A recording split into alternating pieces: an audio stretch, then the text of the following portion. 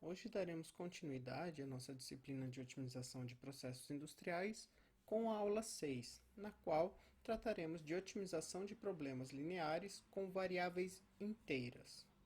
Na aula anterior, nós começamos a entender a estrutura de problemas lineares de otimização e vimos alguns métodos para otimização linear, certo? Comentamos um pouco a respeito de algumas características, de problemas de otimização com caráter linear e da maneira como isso se enquadra no estudo da área que se chama programação linear. E a partir daí, então, vimos dois métodos para resolver problemas lineares, que são o método simplex e o método do ponto interior, também conhecido como método de Karmarkar, tá certo? E até então, nos problemas e nos vistos e discutidos na aula anterior, nós tratávamos os problemas como problemas de variáveis contínuas, que elas poderiam assumir, valores, sejam valores inteiros ou valores fracionários, dentro do domínio real das variáveis do problema. E na aula de hoje, então, trataremos, de uma classe especial de problemas lineares de otimização, que são os problemas da área de programação linear com variáveis inteiras, tá certo? Então, dessa forma, nós trabalhamos com variáveis, que não possuem valores fracionários, e sim que elas devem estar encontradas para a solução ótima no domínio inteiro para a função. E também, para resolver problemas desse tipo, veremos o método do plano cortante de Gomori. Bem, como eu comentei, de acordo com os problemas e os métodos de otimização em geral, sejam não lineares ou lineares que nós tratamos até então, nós sempre consideramos as variáveis de projeto, variáveis básicas do nosso problema, como variáveis contínuas, podendo assumir aí qualquer valor real. Em algumas situações, isso é totalmente apropriado e pode realmente ter soluções fracionárias. Por exemplo, em um projeto onde queremos determinar o mínimo tempo necessário para a execução de determinadas tarefas, podemos encontrar aí uma solução que nos indica um tempo de 6,5 horas, 6 horas e meia. Em um problema que queremos determinar a quantidade ótima para uma determinada reação, para a produção de um fertilizante, por exemplo, poderíamos ter uma quantidade encontrada de 4,85 libras de nitrato, sem problema também. Ou ainda para determinar o comprimento de uma placa de trocador de calor, que encontre uma área ótima associada a um custo ótimo, nós poderíamos ter também um valor de 1,5 metros sem problema nenhum. E nesse caso, então, trabalhamos com variáveis contínuas e que as soluções elas nos retornam, então, parâmetros que podem assumir valores fracionários para as variáveis de resposta. No entanto, existem aí certos problemas práticos em que esses valores fracionários eles não são possíveis, não são viáveis, de maneira prática e não têm significado físico. E então não é possível, por exemplo, na determinação do número ótimo de compressores para projeto de um ciclo de compressão, trabalhar com 2,6 compressores, por exemplo, nem ter 2,9 funcionários no gerenciamento de um projeto. Ou ainda, não podemos também ter como solução uma quantidade de maquinário igual a 2,76 máquinas de corte, ou utilizar 3,4 tanques de fermentação em um processo, tá certo? Então, são parâmetros que nós não podemos ter de maneira fracionária, eles necessariamente precisam ser inteiros, tá certo? Por exemplo, 3,4 tanques de fermentação, nós até poderíamos ter 3 tanques e um quarto tanque, com 40% do volume dos outros 3 tanques. No entanto, esse quarto tanque não deixa de ser um quarto tanque. E assim, no total, nós temos uma quantidade de 4 tanques, que é um número inteiro, tá certo? Então, problemas que envolvam a determinação desses tipos de parâmetros, por exemplo, têm que ser tratados como problemas de otimização em casos de funções lineares da forma linear, ou mesmo podemos encontrar também da forma não linear, mas como problemas de variáveis inteiras. E assim, quando nós queremos que em um determinado problema as variáveis elas são restritas para aceitar apenas valores inteiros para um determinado problema de otimização, nós dizemos então que esse problema é chamado de problema de programação totalmente inteiro. E nós expressamos ele então, né, digamos que da mesma forma como expressaríamos aí outro problema, seja linear ou não linear, porém colocando um indicativo, uma restrição de que as variáveis devem ser inteiras ou ao pertencer ao conjunto, né, dos números inteiros na formulação do problema. Por exemplo, no que temos aqui um problema para maximizar essa função objetivo, f de x, no caso f de x1 e x2, sujeita a essas duas restrições e também dizendo que os valores de x1 e x2 devem ser positivos ou maiores ou iguais a zero, né, nulo ou positivos, e também que x1 e x2 são variáveis inteiras. Então, assim expressamos esse tipo de problema. Bem, vamos considerar esse mesmo problema e dar uma analisada na solução gráfica para entender um pouquinho o que isso quer dizer, né, como relacionamos a determinação de variáveis inteiras, visualizando a possibilidade, a região viável de busca de solução para esse problema. Nesse caso, podemos ver aqui então que, por exemplo, ignorando o fato inicialmente dos requisitos inteiros, podemos ver então na solução gráfica que traz a região viável gráfica para a solução desse problema, considerando ela aqui então plotada, né, para os eixos x1 e x2, que são as variáveis do problema. Então teríamos, né, digamos que um plano composto por x1 e x2 na região positiva, pois ambas as variáveis têm que ser maiores ou iguais a zero, né, e que isso teria uma inclinação crescente aqui no sentido do ponto C, que a solução ótima estaria então colocada no vértice, né, desse plano crescente nesse sentido em direção a C, igual a x1 sendo 5,5, tá certo? E x2 valendo 4,5. E para esse conjunto, então, das variáveis, né, para esse par x1, x2, o valor máximo, então, para a função objetivo ali apresentado é equivalente a 34,5, 34,5. Isso considerando um problema de variáveis contínuas, pois vejam então que daí realmente o nosso ponto de ótimo é um valor fracionário. Também é um valor que, né, representado numericamente, equivaleria aqui a 5,5 e a 4,5, tá certo? Então, se a gente olhar no plano, né, nós temos então esse ponto C nessa intersecção desse par x1, x2. E vejamos aqui então que estão representados, né, sobre a região viável de busca todos os pares inteiros de x1 e x2 que poderiam também ser solução do problema quando tratado como um problema de variáveis inteiras, tá certo? E nesse caso aqui, o ponto mais próximo a C equivaleria então a 5 e 4, indicando que poderíamos ter uma solução ótima inteira, então, nesse ponto, né, conhecendo e sabendo então que a inclinação do plano aqui aumenta e cresce em direção a C. E também observando que os planos aqui que cortam e que geram essa intersecção do ponto C são os pontos das outras restrições do nosso problema de otimização. Porém, seria fácil, né, se sempre, né, nós pudéssemos simplesmente, né, arredondar ou truncar o valor que nós temos como resposta para indicar então uma solução ótima inteira, tá certo? Que aqui no nosso caso então equivaleria a x1 igual a 5 e x2 igual a 4, resultando em um valor de f para a função objetivo de f igual a 31. E ele continuaria sendo um valor ótimo, tá bem? Mas isso porque a nossa intersecção ela contempla esse ponto de solução, tá certo? Porém, nós temos que ter um grande cuidado e ter a noção então de que nem sempre isso ocorre. Nem sempre isso é verdade.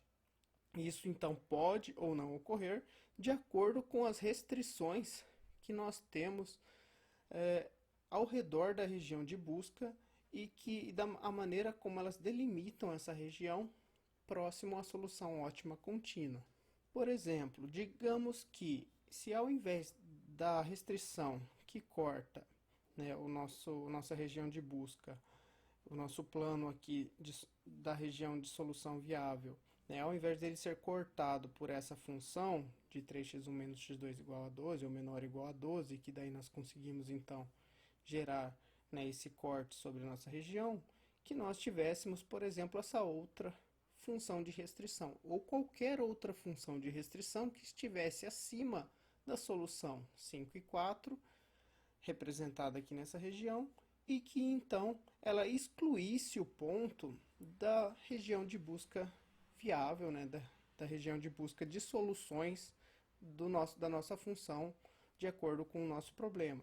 Isso, então, isso forçaria que a nossa solução ótima ela tivesse, então, né, a solução ótima inteira representada nos pontos que cabem nessa região, apesar da solução contínua continuar sendo o par localizado aqui x1, x2 no ponto C. E dessa maneira, então, provavelmente com a nossa inclinação crescendo em direção a C, a nossa solução ótima, apenas mudando a restrição, já se tornaria, então, 4 e 4 para o caso de solução para variáveis inteiras.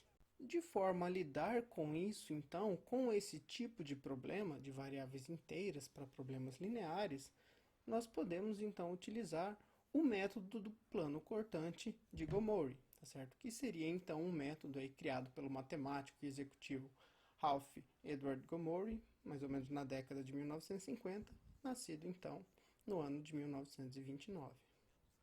E esse método, originalmente, ele foi criado para trabalhar com problemas de otimização linear restrita para variáveis inteiras. Também a sua formulação é bem similar, né, à formulação do método simplex, como nós vimos na aula anterior, onde busca-se maximizar uma função z, né, uma f de x, um vetor x, contendo as variáveis do problema, de x1 a xn, por exemplo, sujeito aqui às restrições do tipo menor ou igual e considerando também variáveis nulas ou positivas, onde tanto a função objetivo quanto as restrições são funções lineares. E nesse caso ainda que qualquer variável xi dentro do vetor x são todos parâmetros inteiros.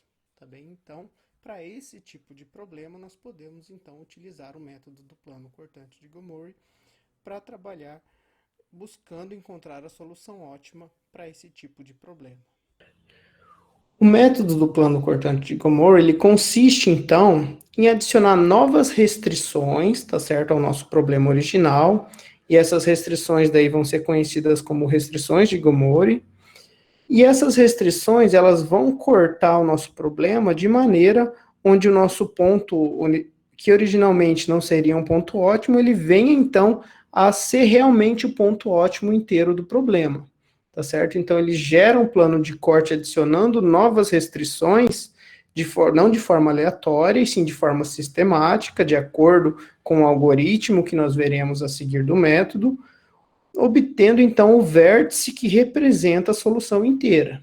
Tá bem? Então, para o mesmo caso anterior, isso estaria representado aqui pelos planos, cortando aqui agora PQ, né, e P', Q', tá certo? Então, essas linhas aqui, cortando o nosso plano de região viável, x1, x2, vejam que agora que eles cortam o nosso problema, de fato, o nosso vértice ótimo do problema, ele é, então, uma solução inteira, tá certo? Representado aqui em 5 para x1 e 4 para x2. E essas restrições, elas são restrições adicionais, então elas foram incorporadas ao problema original. Nesse método, o problema a ser resolvido, ele primeiro é resolvido como um problema de programação linear comum, tá certo? Então, daí eu já adianto para vocês que primeiro nós temos que resolver com o simplex, como se nós fôssemos resolver o problema linear, como nós vimos na aula passada, negligenciando esse fato, esse requisito de que as variáveis devem ser inteiras, e então a gente vai verificar a solução do problema, porque pode acontecer, digamos que coincidentemente ou por algum acaso, que a solução ótima já seja uma solução inteira. Então, daí não há necessidade de utilizar o método do plano cortante. E, de qualquer forma, resolver pelo método do plano cortante, pelo método simplex, já ajuda a facilitar depois a aplicação do plano cortante. Então, mesmo que a gente quisesse aplicar ele direto, exigiria também que nós resolvêssemos o problema pelo simplex. E dessa forma, né, se a solução, então, ela não for uma solução inteira, e ela for uma solução com valores fracionários, nós precisamos adicionar essas restrições essas restrições novas e adicionais, que são conhecidas, como eu comentei, como restrições de Gomori. E elas vão fazer, então, que vão forçar que a solução ela se torne um ponto ótimo e todo inteiro. bem? Então, para nós vermos como as restrições de Gomori são geradas, nós construímos o tableau que é obtido após a solução pelo método simplex, correspondente à solução ótima, por isso que de qualquer forma a gente tem que resolver pelo simplex e de maneira a não considerar variáveis inteiras, e depois então a gente vai fazer algumas operações sobre aquele tableau gerado para conseguir determinar essas restrições, tá bem? Vamos ver a seguir como que a gente faz isso. Aqui nós temos, então, por exemplo, uma tabela genérica, tá, do método simplex. Ela está um pouquinho diferente da nossa tabela convencional que nós vimos na aula passada, porque esse método eu busquei e trouxe ele de uma outra referência, porém, o intuito da tabela é a mesma. Também nós temos as variáveis do problema, temos as variáveis de folga. Tá, em vez da nossa função objetivo estar lá em cima como uma função z, ela está aqui embaixo como f. Nós temos aqui uma coluna da função objetivo, mas simplesmente ilustrativa, porque na execução do método nós não nos preocupamos com ela, e o valor das constantes dos termos para b, que são os termos do lado direito das nossas restrições da coluna LT que nós construímos lá, tá certo? Então é a mesma tabela, ela só está um pouco com algumas coisas colocadas de forma distinta, tá? Como z e f, e não aparecendo aqui a função objetivo. Assim, né, nós assumiremos que é um total de m e n variáveis, variáveis originais e variáveis de folga no nosso problema, aqui para um problema genérico. E na solução ótima, as variáveis básicas, que são as variáveis originais, e aí para diferenciar de variável de folga nós chamamos de variáveis básicas, elas são representadas aqui por xi, e as variáveis não básicas, que são as nossas variáveis de folga, como variáveis yj. Certo? Então, vejam que aqui nós temos m variáveis básicas e n variáveis não básicas. E aqui nesse método, é mais conveniente nós chamarmos essas variáveis que antes nós chamávamos de variáveis de folga, de variáveis não básicas, porque vai surgir um outro tipo de variável depois, associado à restrição de Gomori, que ela sim vai ser uma variável de folga. Tá certo? Como nós vamos chamar a variável da restrição de variável de folga, então, para não ficar repetitivo aqui com as variáveis que nós colocamos, nós vamos chamar essas de variáveis básicas, essas de variáveis não básicas, e as que surgirem mais adiante, daí sim que serão variáveis de folga. Bom, então vamos ver como que a gente encontra e determina essa restrição que vai tornar a nossa solução uma solução inteira. Então, no tableau, né, que foi obtido aqui após resolver pelo método simplex, escolha a variável básica com maior valor fracionário. Bem, então, no final do simplex, nós vamos ter sempre aqui uma diagonal com valores unitários, lembra? Com o valor de x1 e x2 e as variáveis aqui no lado direito. Então, aí nós vamos olhar para esses valores do lado direito, que correspondem à solução que foi encontrada após o simplex, e ver qual é o maior valor fracionário, certo? Por exemplo, uma é 2,3, a outra é 4,5 e a outra é 5,8. Em valor fracionário, 0,8 do 5,8 é maior do que os dois anteriores. Então, assim, a gente só olha o que vem depois da vírgula, a gente só olha o que é fracionário. Bem, então, se a gente tiver uma variável que termina com 0,3, uma com 0,5, uma com 0,8, a gente vai pegar com 0,8. Se a primeira fosse 0,7, a segunda 0,3 e a terceira 0,1, pegaríamos a 0,7. Ela é a que representa a variável com maior valor fracionário. Deixe essa variável básica ser xi, que vai ser a que a gente vai chamar aqui para fazer uma decomposição do valor inteiro e do valor fracionário. E quando houver um empate nos valores fracionários, qualquer uma pode ser escolhida, tá certo? Como xi. Por exemplo, se aqui B1 fosse 1,5 e B2 2,5, ambos os valores fracionários são representados por meio, né, por 0,5. Então, eu poderia escolher tanto x1 quanto x2. Se houver empate, não há diferença. E essa variável ela pode ser expressa a partir da iésima linha do tableau. Como? Então, nós temos lá, se nós pegarmos o nosso xi aqui e isolarmos ela em função do valor que ela obteve e dos coeficientes das variáveis de folga resultantes, nós podemos escrever ela como BI menos somatório dos coeficientes das variáveis de folga vezes cada uma das variáveis de folga que tiver algum valor associado ao final da solução. Também, se tiverem valores zeros aqui, aí simplesmente a gente não precisa considerar, mas se no final houver algum valor diferente de zero, precisa ser considerado e a gente vai escrever xi dessa forma. Onde bi é um valor não inteiro, porque a gente já escolheu ele como sendo um valor fracionário, a gente já viu então que a solução é uma solução fracionária. E vamos escrever os coeficientes como? Então daí eu vou olhar aqui o bi, vou olhar o ai e vou fazer uma decomposição desses valores. Eu vou separar a parte inteira da parte fracionária, tá certo? E daí a parte inteira eu vou chamar de bi chapéu e aij chapéu, e a parte aqui, né, representada por beta e alfa, né, com logaritmos, com letras gregas, eu vou então considerar como sendo a parte fracionária, tá certo? Por exemplo, se bi vale 5,2, eu vou decompor ele em 5 mais 0,2, tá certo? Então, bi ele vai comportar a parte inteira e o beta i vai comportar a parte fracionária. E dessa forma, tanto o beta quanto os alfas, eles serão frações estritamente positivas entre 0 e 1. Bem? Bom, substituindo essa decomposição na expressão da variável básica que nós tínhamos aqui em cima, e igualando as duas, tá certo? Então, se eu pegar esse BI, colocar, substituir aqui em cima, pegar esse AIJ, substituir aqui em cima, e rearranjar minha expressão, eu consigo isolar o beta e o alfa do lado esquerdo e manter aqui a minha variável básica e os coeficientes associados do lado direito. Bem, então, uma vez que todas as variáveis x e y elas devem ser inteiras na solução de número ideal, inteiro ideal, o lado direito também deve ser um valor inteiro. Tá bem? Então, se aqui só sobrou os valores inteiros, então a gente vai, em uma solução, obrigatoriamente essa soma aqui, ela também tem que corresponder a um inteiro. Bem, e dessa forma a gente vai obter essa expressão aqui, onde é a fração do coeficiente b menos o somatório das frações dos coeficientes das variáveis de folga vezes as variáveis de folga tem que ser igual a um inteiro.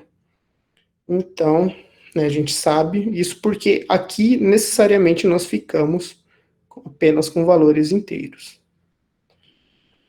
Bem, observando então que alfa e j são frações não negativas e y, j são inteiros não negativos, o valor, né, do produto aqui, do somatório do produto dos coeficientes das variáveis de folga pelas variáveis de folga será sempre um número não negativo, uma vez que beta é uma fração estritamente positiva, né, que estava sempre entre 0 e 1, né, tanto para beta quanto para alfa. E como na solução esse valor aqui que nós vimos ali anteriormente, ele precisa ser inteiro, ele pode ser tanto zero quanto um valor negativo, e nós obtemos então essa restrição colocada aqui embaixo. Nós vamos então converter aquela restrição anterior de que o valor seria necessariamente inteiro para uma restrição de desigualdade de que essa soma tem que ser uma soma nula ou negativa, tá certo? Assumindo que beta tem que ser positivo. Para que, então, isso aqui seja menor que zero, basta que esse valor aqui seja maior que beta, tá bem? Então, nós iremos criar uma variável de folga, chamada SI, por isso eu falei que aqui a gente vai chamar a variável que antes, lá na aula passada, nós chamamos de variável de folga, de variável não básica, que corresponde, então, ao y, porque essa variável ela vai entrar em uma equação que vai ter a seguinte forma: nós vamos escrever a restrição de Gomori, que já vai ser a restrição que a gente vai trabalhar, como uma variável de folga, menos o somatório dos coeficientes fracionários das variáveis não básicas vezes as variáveis básicas, igual ao valor do valor fracionário do coeficiente ao lado direito da linha que nós escolhemos para ser, então, a linha de maior valor fracionário. e pela definição de que a soma disso aqui tinha que ser inteiro, necessariamente SI também precisa ser inteiro. Bem, então, chegamos na restrição de Gomori.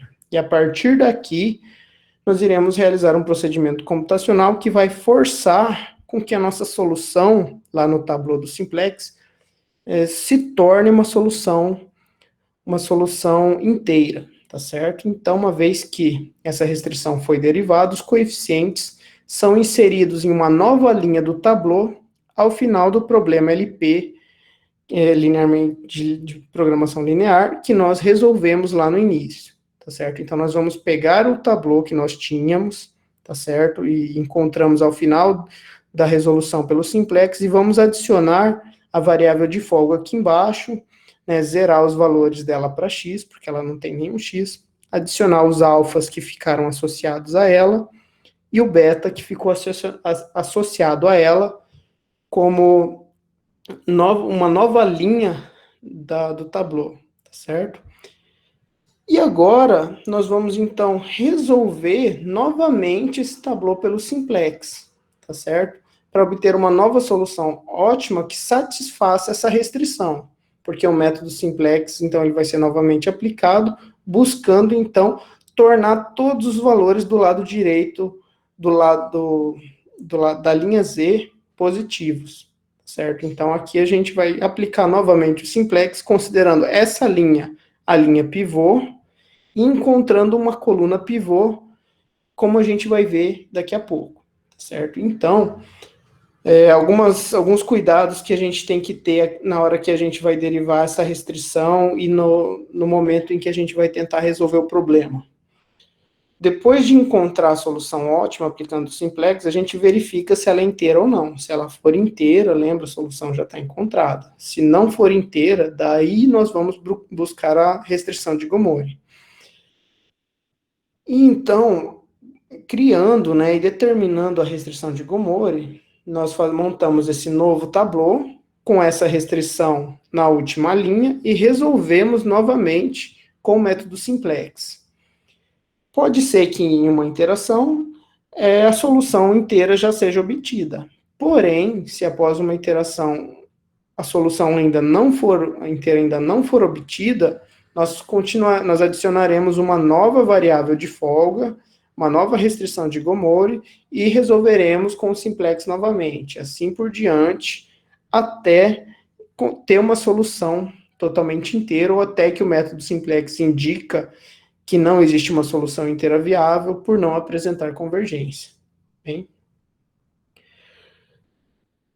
Então, esse processo de resolver novamente o simplex para satisfazer a restrição de Gomori é equivalente a cortar aquela solução original em direção à solução ótima, tá certo? Por isso, né, digamos que é o método do plano cortante, porque essa restrição que a gente está adicionando, ela representa um plano, né, ou um hiperplano, dependendo da dimensão das nossas variáveis, que vai cortar em um ponto inteiro próximo à nossa solução.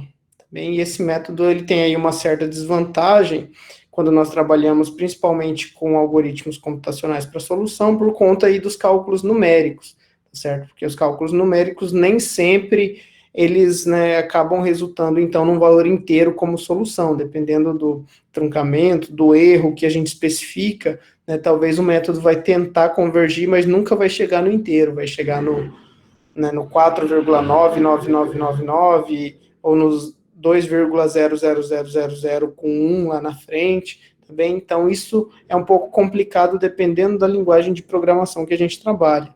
E, em alguns casos, isso pode ser corrigido, dependendo também da linguagem de programação, porque algumas comportam e outras não, da maneira que nós, então, armazenemos os números fracionários como quantidades decimais, certo? Ou como frações. E se a gente tem condição de trabalhar com fração, então aí o método numérico, ele fica um pouco, ele não perde, digamos que ele perde essa característica de ter uma precisão lá na frente, não tornar o valor nunca inteiro, tá certo? A gente não trabalha com as dízimas, né? Trabalha com as frações.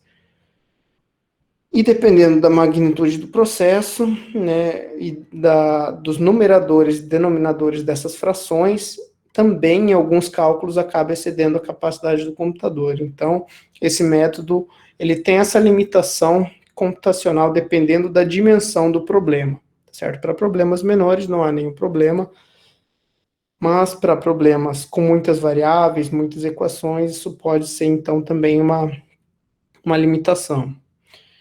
E quando uma restrição de Gomorrah é adicionada, o número de restrições e os números de variáveis serão aumentados em um cada um, mas o número de variáveis não básicas permanecerá na dimensão n, tá certo? Então é como se a gente estivesse adicionando uma variável de folga na linha, sem a necessidade de adicionar uma variável lá na coluna. As colunas vão ficar sempre fixas, tá certo?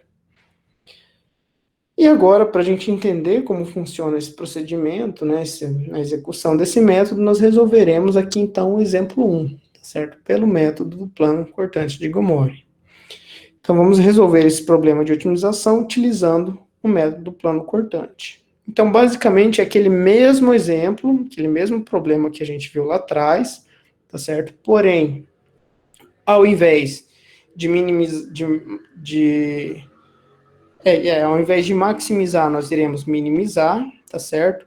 E aqui nós já temos as variáveis que nós chamaríamos de variáveis de folga, né, no nosso problema, transformando as desigualdades em igualdades, tá certo? Então, nós já temos aqui as variáveis não básicas, mas que aqui eu chamei de x3 e x4, para dizer que todas essas variáveis são positivas e também são todas variáveis inteiras, certo? Então, a gente vai obter a solução utilizando o método de Gomorrah, lembrando que nós já temos lá a solução no gráfico, né? Nós vimos que seria 5,5 e 4,5, e agora o método de Gomorrah vai fazer com que nós encontremos, então, a solução inteira, 5 e 4, aplicando aquele procedimento que nós vimos. Bom, primeiro passo, resolva o problema de programação linear, negligenciando o requisito de número inteiro de variáveis, usando o método simplex para minimização, conforme mostrado abaixo. E aqui entra uma diferença, né, mais uma diferença em relação à aula anterior, porque na aula anterior nós vimos o método simplex para maximização, certo? E aqui, como nós temos um problema de minimização, claro, nós poderíamos resolver, né, multiplicar por -1 e utilizar o método normal. Mas eu acho interessante também aqui nós vermos a diferença do método simplex para minimização. Vai mudar apenas alguns detalhes, tá bem? Simplesmente, né, assim, o sinal das operações que nós vamos realizar na operação de pivoteamento entre linhas e colunas, certo? Então, novamente, identificamos o valor mais negativo na linha Z ou na linha F, lembra?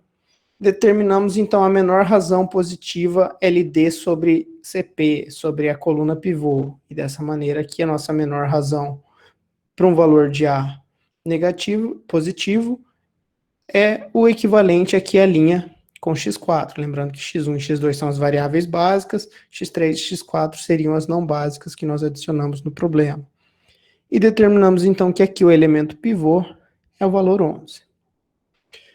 Bom, fazemos o processo de pivoteamento, que vocês já viram na aula passada, normalizando a linha pivô, e depois calculando as novas linhas pivô, utilizando, né, no problema de maximização, nós fazíamos menos o valor da coluna, mais o valor do produto entre o elemento da linha pivô e o elemento da coluna pivô.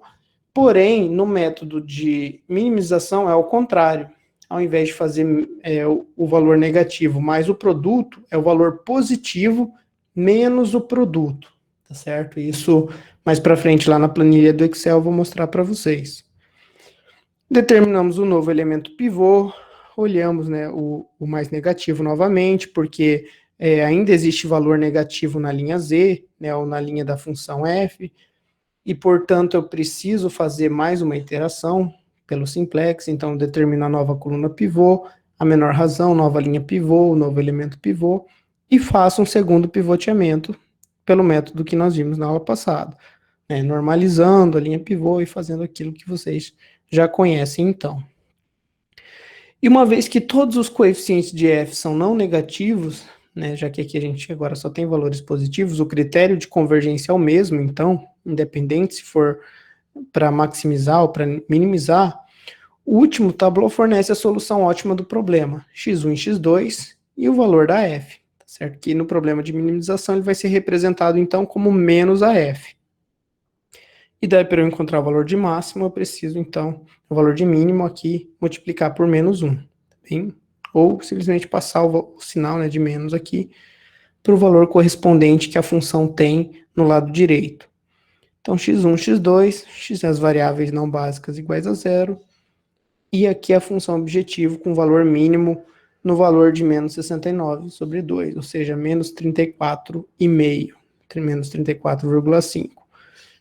E vejam que a nossa solução é uma solução fracionária, não é uma solução inteira, certo? E aí a gente vai precisar, então, usar o método de Gomorrah para tornar essa solução uma solução inteira, adicionando as restrições que representam os planos cortantes. Bem, vamos agora, então, gerar a restrição de Gomorrah. Bem, vamos ver como que a gente gera ele de acordo com o algoritmo que nós vimos lá anteriormente. Como a solução obtida não é inteira, devemos adicionar a restrição de Gomorrah ao final do tableau, como uma nova linha. Como há um empate entre x1 e x2, nós vamos selecionar o x1 como a variável básica com maior valor fracionário, tá certo? Se nós olharmos aqui, o valor fracionário de ambas é meio, né? Porque aqui nós temos, então, 5,5 e aqui nós temos 4,5. Para ambas, o valor fracionário é 0,5. Então, tanto faz escolher x1 ou escolher x2. E daí aqui, então, para o nosso caso, nós vamos escolher x1, tá? Então, da linha correspondente a x1, no tableau, nós podemos reescrever x1 como? Se eu pegar aqui x1 e isolar ele, eu tenho que ele é igual a b, né, que está do lado direito da equação, e eu passo tudo isso aqui que está do lado esquerdo para o lado direito. Então, daí eles vão ficar com o sinal negativo, multiplicando as variáveis não básicas.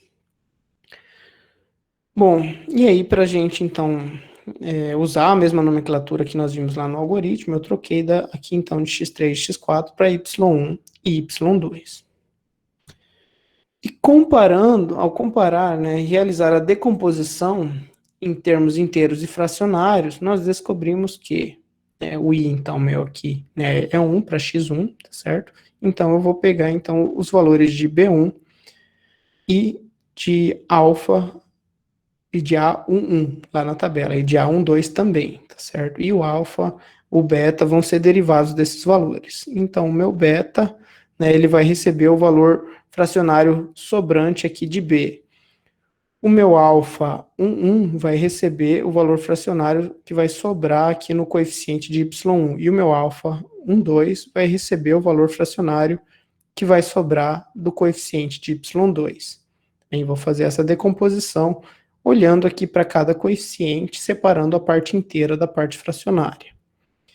Lembra que o que importa depois, para chegar na restrição de Gomorrah, são os alfas e os betas, tá certo? Então, o que sobrou como valor inteiro já não vai ter utilidade, eu não vou precisar me preocupar daqui para frente. Eu vou precisar simplesmente olhar para o alfa, que eu obtive a partir daquela separação ali, e vou escrever a restrição. Lembra, a restrição é a variável de folga menos o somatório do produto dos alfas pelas variáveis não básicas igual ao valor negativo de beta.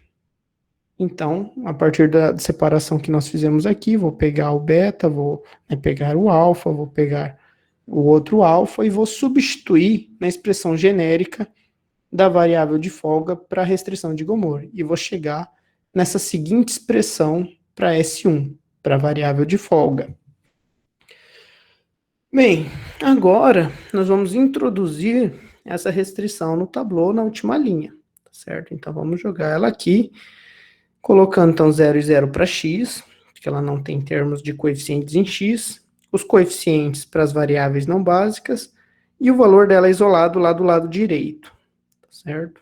E o valor dela aqui adicionado, então, como uma nova variável do problema. Agora, nós vamos resolver novamente pelo simplex. Porém, aqui, né, muda a forma como nós determinamos a nova linha e a nova coluna pivô. A nova linha é fácil, porque ela é a própria linha da restrição de Gomorrah, certo?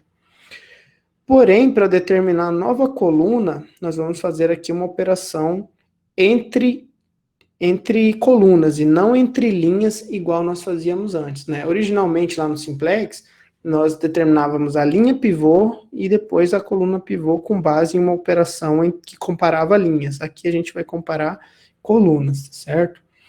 Então, nós selecionamos a linha pivô tal que o beta seja o menor valor na coluna B menor que zero, certo? E para o nosso caso ali vai ser correspondente à linha de S1, tá certo? Poderia não ser, mas normalmente, como nós chegamos na convergência e as variáveis, segundo as restrições do problema, são variáveis maior que zero, sempre que elas precisarem ser variáveis maiores que zero, como restrições do problema original, elas vão ser positivas aqui. Então, o único que vai ser negativo vai acabar sendo, então, o valor da S1.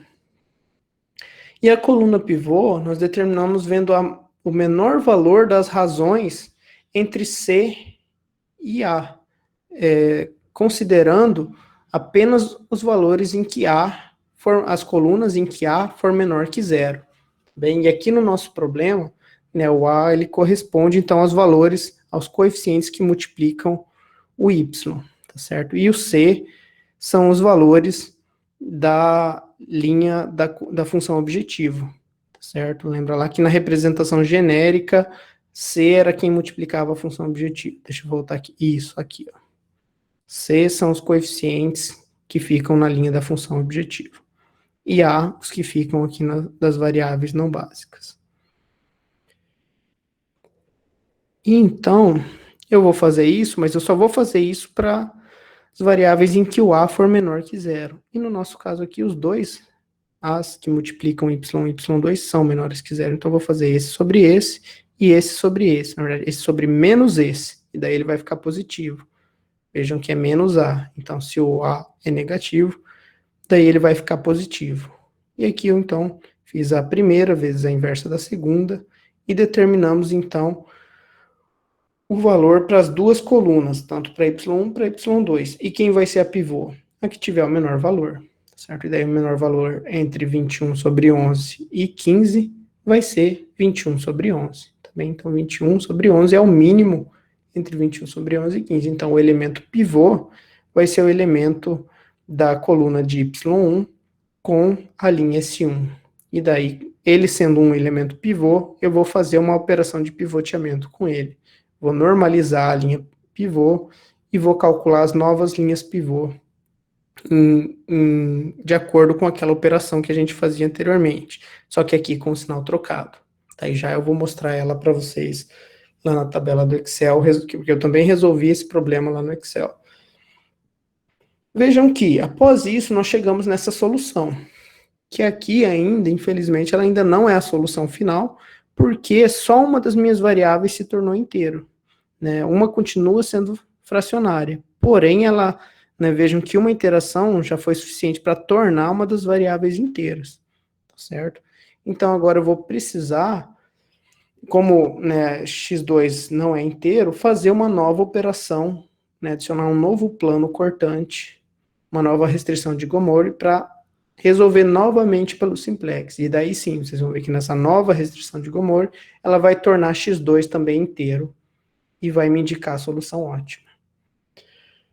Bem, vamos lá, novamente, o mesmo procedimento para gerar a restrição de Gomori. Vamos olhar para a coluna B e vamos ver quem tem o maior valor fracionário. Se a gente olhar aqui, a gente vai ver que tem empate entre x2 e y1. Ambos têm o mesmo valor fracionário. Aqui eu tenho 11 sobre 7 sobre 11, e aqui eu vou ter, se eu simplificar aqui também vou acabar ficando com 44, né, 4 mais 7 sobre 11. Então, ambos os valores fracionários de x2 e y1 equivalem a 7 sobre 11 avos. Então, eu posso escolher tanto um quanto o outro. E eu vou escolher x2. Então, agora eu vou expressar x2, isolando ele do lado esquerdo e passando os coeficientes para o lado direito, né? Sendo que b já está do lado direito da equação, quando eu escrevo a expressão da restrição. E vou chegar nessa equação aqui. Aí eu vou, então, pegar as partes fracionárias, que representam beta, alfa 1 e alfa 1, 2, e vou chegar na restrição de Gomori. Veja que é só eu retirar a parte inteira do que está aqui. Aqui nem chega a dar um inteiro, né? Então é o próprio valor. Aqui também não, então é o próprio valor. E aqui, decompondo, eu vou ficar com 4 mais 7 sobre 11, e a parte fracionária é 7 sobre 11. E aí eu devolvo para o lado esquerdo para chegar na restrição, na nova restrição de Gomori, agora que é dada pela variável S2. Bem, quando essa restrição é adicionada ao tabuleau anterior, ao tabuleau que a gente tinha chego no final da segunda vez que executamos o simplex, a gente vai obter aqui um novo tabuleau, onde nós vamos fazer novamente o processo de solução do simplex, selecionando a linha pivô como a linha S2, porque ela é o único negativo, e selecionando a coluna pivô, fazendo o cálculo novamente de todos os valores que eu tenho aqui que são negativos, e dessa vez eu só tenho 1, sobre o valor de C na coluna da função objetivo. Então eu tenho aqui agora a coluna pivô e tenho a linha pivô, encontro o elemento pivô, faço uma operação de pivoteamento, normalizo a linha pivô e calculo as novas linhas pivô, as novas linhas do tabuleau. E fazendo esse processo novamente, nós veremos então que a tabela, né, aplicando o simplex, vai chegar nessa última forma apresentada aqui. E nessa última forma, sim, vejam que a outra variável também se tornou inteira, a função objetivo, né, não necessariamente precisaria, mas também se tornou inteira, e nós conseguimos, então, chegar numa solução inteira que representa o ótimo da nossa função objetivo, considerando a restrição de que x1 e x2 precisam ser variáveis inteiras. Vamos voltar lá só para conferir, lembra lá no início, com os planos cortantes, vejam aqui então, que na verdade nós já poderíamos ver, né, na função objetiva aqui, que a nossa solução ótima inteira, ela equivalia a 5 para x1 e 4 para x2. Bem, então basicamente, né, o método ele consiste em resolver pelo simplex, adicionar a restrição de Gomori, aplicar novamente o simplex, verificar se a solução é inteira, se não, adicionar uma nova restrição de Gomori, aplicar novamente o simplex e fazer isso até chegar na solução apenas inteira, tá certo? E o método funciona para problemas de programação linear estritamente inteiro, tá certo? E essa é a solução desejada. Agora lá no Moodle, eu coloquei para vocês uma planilha no Excel, onde vocês vão fazer todas essas operações que a gente fez aqui na aula para chegar na nossa solução. Tá bem? Então vejam que eu classifiquei aqui, né, são 2 iterações do simplex convencional, igual o que vocês fizeram na aula anterior, uma nova iteração após adicionar a restrição de Gomori, e uma nova iteração após adicionar a segunda restrição de Gomori, tá certo? E após isso a gente já chega então aqui em todos os valores inteiros, tá certo? Uma dica aqui que eu dou, trabalhem no Excel com a configuração de vocês de número para fração, tá? É mais fácil de observar os resultados e de ver se a solução de vocês está batendo com o problema, tá certo?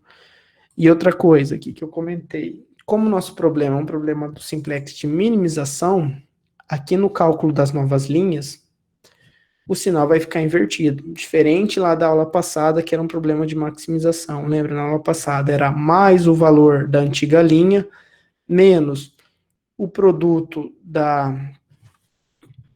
antiga coluna, da coluna pivô, vezes o valor da linha pivô, e aqui então vai ficar positivo o primeiro e negativo o produto. Antes era negativo o primeiro e positivo o produto, tá certo? Então vai mudar esse sinal aqui por conta de que agora a gente está lidando com o simplex para minimização, certo? Mas tirando isso, é basicamente bem similar ao que nós vimos anteriormente, tá certo?